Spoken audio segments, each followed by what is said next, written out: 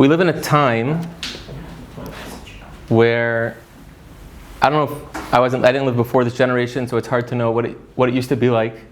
But definitely today we can say that we live in a time where there is a tremendous amount of feelings of anxiety.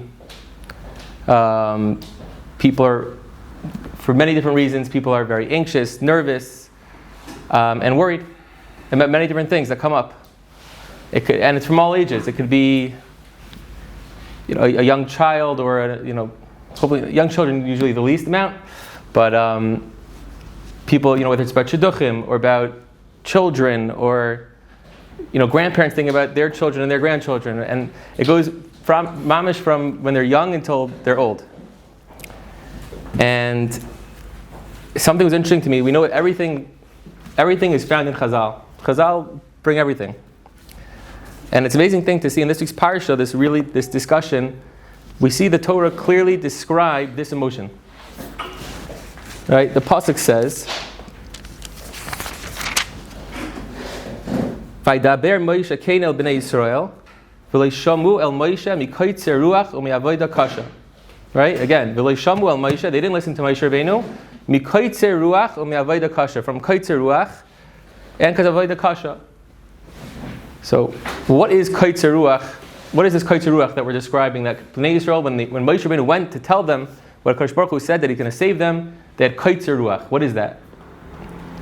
So it's interesting. All the Mefarshim, except for one, and we'll get to that in a second, all seem to go in the same mahalach of describing it. It's actually something we would all pretty much relate to, I think. Rashi says, "Kol mishehu meitzer ruchai u'nishimasai k'tzara ve'ena yachal laharich b'nishimasai." Anyone who's meitzer ruchai, anyone who is feeling distressed or nervous, so their nishimasai is k'tzara. They have a shortened breath.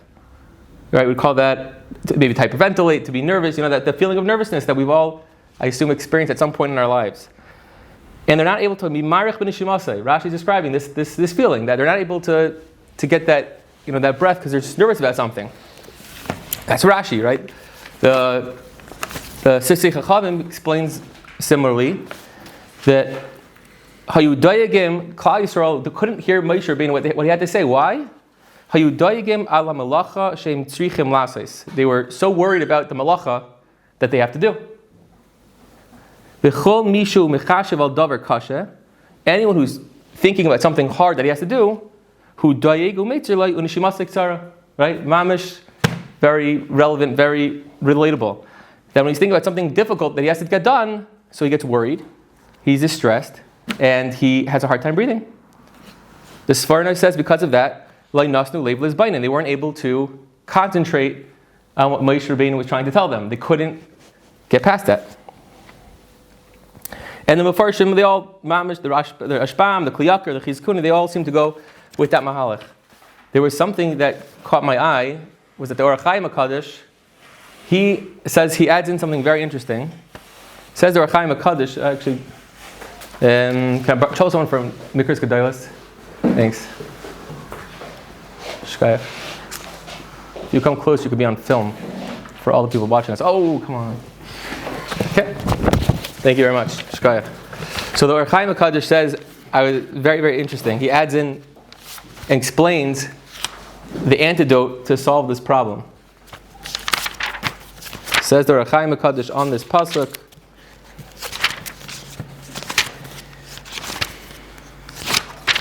Yeah. Says the Orach Chaim HaKadosh, by V'lo shalom Moshe mikoytzer ruach. If we could find that Orach Chaim HaKadosh. Yeah. Ulai ki letzad shelai hayu b'nei Torah leishamu. Because they weren't b'nei Torah, they didn't listen. Then he goes on. Ulazay yikra koytzer ruach ki ha-Torah marcheves libay shel adam. Ki ha-Torah marcheves libay shel adam. Torah is marchev leiv. It gives a certain simcha and relaxation and able to get away from all the worries of the world. And therefore, he says, because they weren't b'nei Torah, they didn't have that yet. They weren't learning Torah. They weren't Isaac b'Torah. So Memela, they had koytzer ruach. And this we find all over the place There's so many psukim, just to list a few. I mean, obviously, Torah is Hashem Tamima, Meshivas Nafesh. We know Torah is something which is Meishiv Nefesh. We say it a lot, but we internalize it. Lulei Sarascha Shashua, right? Azavati Me'aini. There's another pasuk in Tehillim says, Zois Nechamasi Be'ani. David Melech says, this is my nechama during my time of affliction or suffering. Ki imrascha chiyasni or chayasni. Maybe someone help us out here for the ballet. Okay, but that your Torah gives me chiyas. And then we can go through Shas a little bit. Maybe we can have a test our no, not for now. It says, right, the Gemara says in Kedushin Daf Lamed, Ubarasi like Torah Tavlin. We know the Gemara says in Erevin and Andalin, and also in Yuma, Ayin Beis, similar idea, that Torah is a Sam Chayim, it's a medicine of life, L'chol Gufay, for a person's entire guf. The Gemara in Shabbos and Daf Peiches says that just like compares Torah to like a sar, a nagid, someone who's like an officer, just like he has the ability to be, he has the ability to kill, but also to give life. So too Torah is able to do the same thing. It could be a Sam Chaim, it could also be used in the wrong way. That's for a different discussion, how that is used in the wrong way. And many other Mar Mekaimis about how Torah gives us chiyas. There's a well-known Gemara, two well-known Gemaras I want to share, and I think both are very well-known, but the Maisa, there's a shikol problem here. There's a contradiction, a steer between the two Gemaras. The Gemara in Brachis and Daf Hey shares the famous story to Rabbi Yochanan about the tremendous pain that Rabbi Yochanan had to go through of losing 10 sons. And yet, he used it as a means to be menachem other people. The Gemara says, Rabbi Yochanan, Rabbi Chia bar Abba chalash, Rabbi Chia bar Abba was not feeling well, he was sick. Or I think we say for us English people would say he's not well, because sick, the difference between not well and being sick. Okay, Ayin Sham, maybe. Okay, maybe not. All the Gabay Rabbi Yochanan Amrlei Chaviv Alcha Yisurin. Are your Yisurin, are something that are you enjoying your Yisurin? Are you happy with it? Amrlei Lahem V'lai Scharan. He says, no, I don't want them, and I don't want the scharfit. I just want it to go away. Amrlei Hav L'yadcha Yav L'yadei V'ukmei, and Rabbi Yochanan made him feel better. I'm going to skip a little bit. The Gemara then brings also Rabbi Elazar Chalash. All the Gabay Rabbi Yochanan Chazad Havik Agani B'beis Afal. Rabbi Yochanan saw that Rabbi Elazar was living in a dark house. So Galye L'darei V'nafal Nahira. He revealed his arm, and it created a light, illuminated the room. And Chazi Tekavakabachi Rabbi Elazar. He saw Rabbi Elazar was crying. He asks him, why are you crying? Amarle Amai Kabachis. And then he goes through different reasons. If it's because of the Torah, you didn't learn enough Torah, Shinu Echad Amar Bevechad Amamit, whatever you're able to, it's each person can feed each person can feed what they're able to give in from Hashem, as long as they're trying their best. He says, if it's because of Mizaini, that you don't have enough parnasa, not everyone's going to get Olam Haz and Olam Haba, you'll get an Olam Haba. And he says, if it's because of Imishum Banai, if it's because of children, and that's what you're crying about, Din Garma Dasira Bir, this is the bone of my 10th son that I'm holding. Some say it's a tooth.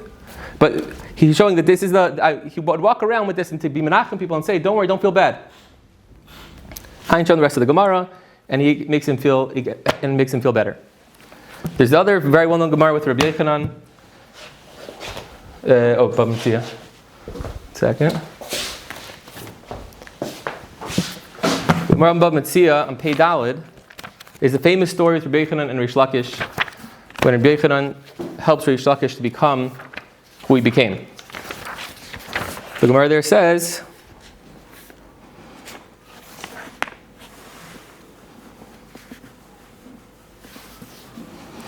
so, skip a little bit.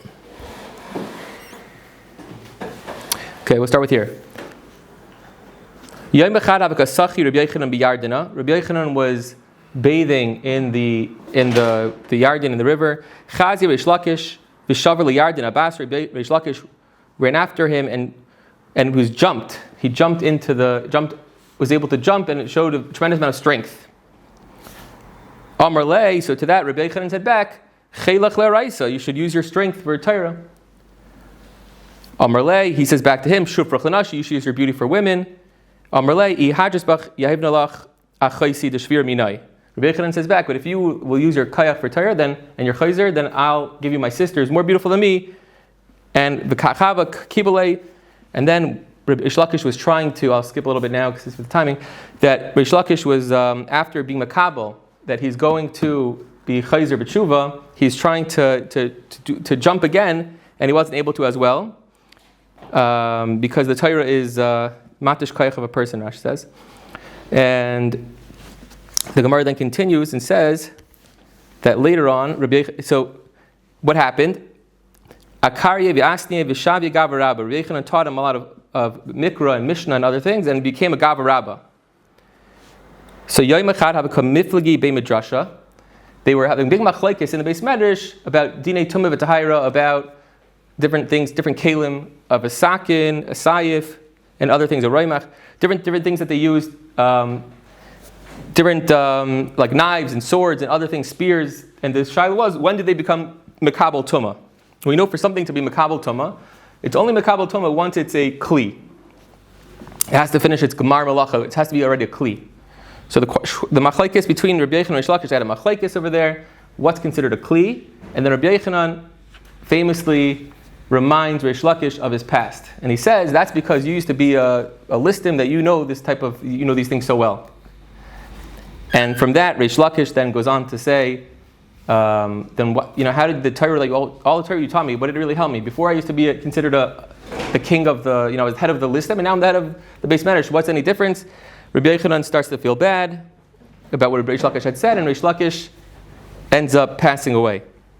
After that, they tried to bring different chavrusas and people to be menachem Rabbi Yochanan, but nothing would work. And the Gemara ends off that Rabbi Yochanan used to walk around.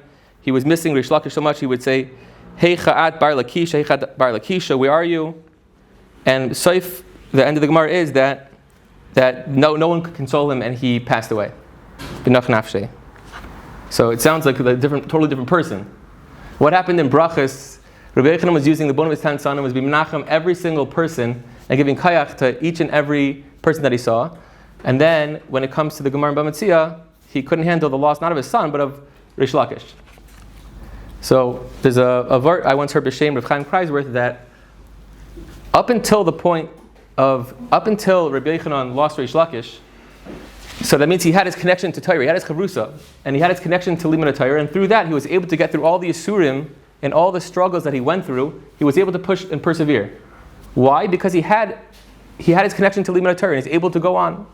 But once he lost Rish Lakish, which was his connection to Limud Torah, so then he missed that. He was missing that the antidote, the recipe that helped him get through all his Yisurim. Like we saw in the Surah Chaim HaKadosh, this concept of that Torah is Meishivus Nefesh. I saw a story of there was a well-known Melamed. There was a teacher. He was a Rebbe in Bnei Brak, and apparently had a very good reputation. And this Rebbe decided at some point that there was one boy in the class that didn't belong in the class anymore. He told him he has to leave. Somehow this word came back to the Chazon Ish, and the Chazon Ish was very upset about this and asked that this Rebbe should come to see him the next day. So the Rebbe comes and he goes to the Chazon Ish the next day, and the Chazon Ish, right when the Rebbe walks in the room, the Chazon Ish yells out, "Kum terein bal gaiva," which means, "Come on in, you bal gaiva." So this Rebbe was quite taken aback. I see some people in reactions are here by the response of the Chazon Ish, and the Chazon Ish explained, Torah is the chiyus of a person, and if you're taking away, that's killing a person. And for you to do that means you're considering yourself to be like Chaf Gimel Dayanim. You're like 23 Dayanim that can make a din of a mis on a person. Who gives you the right to do that? In a sefer called Nitei Ne'emanim, I saw this quote by Zilberstein. There's a sefer about 100 years ago of a person who describes in his Akdama all the tsaros that he's gone through. And very intense tsaros he writes that he lost his wife, and then he lost a child, and then he lost another child. But he writes that the thing that keeps him going was this sefer that he put out was his He gives him the chiyus for his life.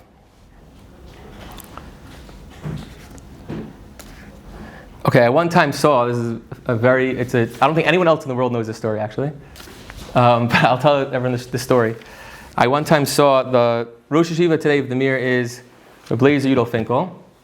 His brother, he had many siblings, but his brother who passed away was Rabbi Yitzchak Finkel, who was a big Talmud Chacham. And when I was learning the Mir, so Rabbi Yitzchak was very, very, very ill with cancer. And about 2 days before he passed away, I remember because you don't forget when you see someone he unfortunately looked very, very bad.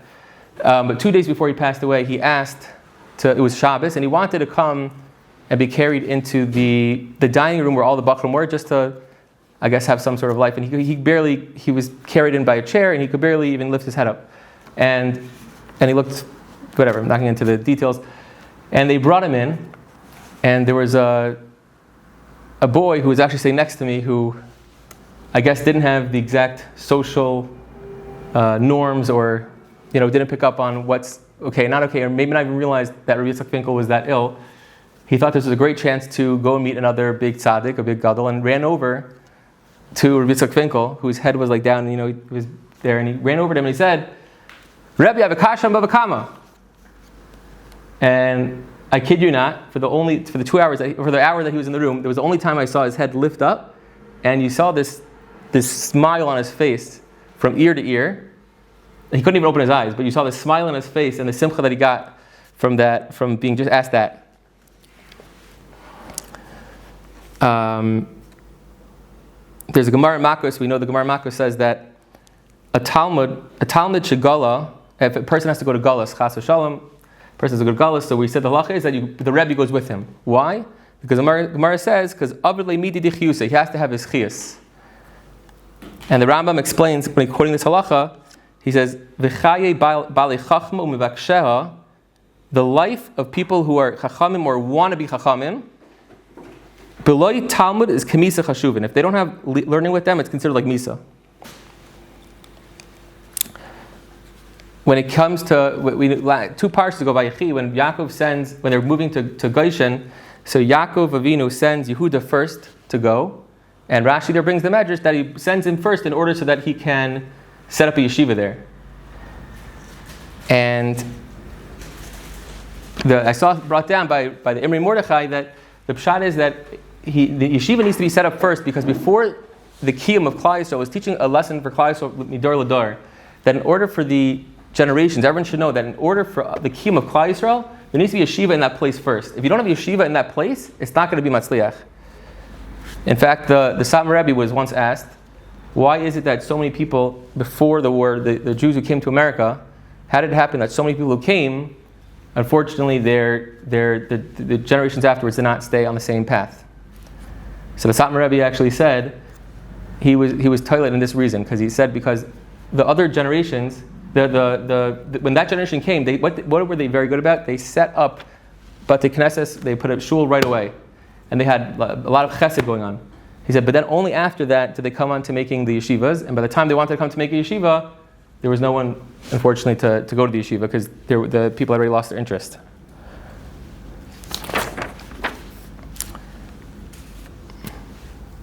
I guess I'll end up with a Maisa. Could be people have heard this already from Dorfman, maybe, because this is a Rav Asher Weiss story. Rav Asher Weiss shared that his father had a very unique kesher with the Kloisenberger Rebbe. And the way that happened, the way that was formed, is that when his father was in the camps in Europe, the Kloisenberger Rebbe, that was a mouthful, was also there. And while he was there, unfortunately, the Kloisenberger Rebbe went through, mamish, the worst. He lost his wife and children, and was at that point was totally broken. And Rav Asher Weiss said that his father was so excited to get to, he was a young boy, he was 14, 15, and the Kloisenberger Rebbe was a middle-aged man. And he went over to the Kloisenberger Rebbe and wanted to talk to him, and the Kloisenberger Rebbe he just wasn't, said maybe we could talk and give each other chizuk. He said, there's no chizuk here in the camp that I don't remember what camp they were in. There's no chizuk here. He said maybe we could talk, because there's nothing to talk about. Then he said, at least can we talk in learning? We could ask kashas And to that, the Kleiser Rebbe said that there's always room for.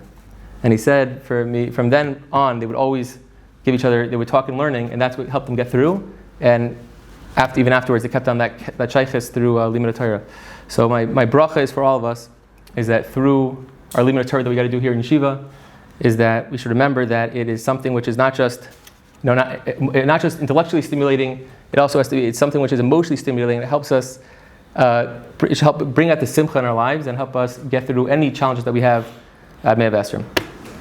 We really hope that you're able to grow and enjoy with this amazing content that we just put together. Do us a favor. Don't just make it about you and me. Share this with the world. Get that Torah out there for everyone to see. Additionally, if you want to hear more, which we hope you do, you can subscribe to our content so that you can be up to date with all of the new amazing Torah that we have here in the yeshiva, pumping it out to you as the Klal.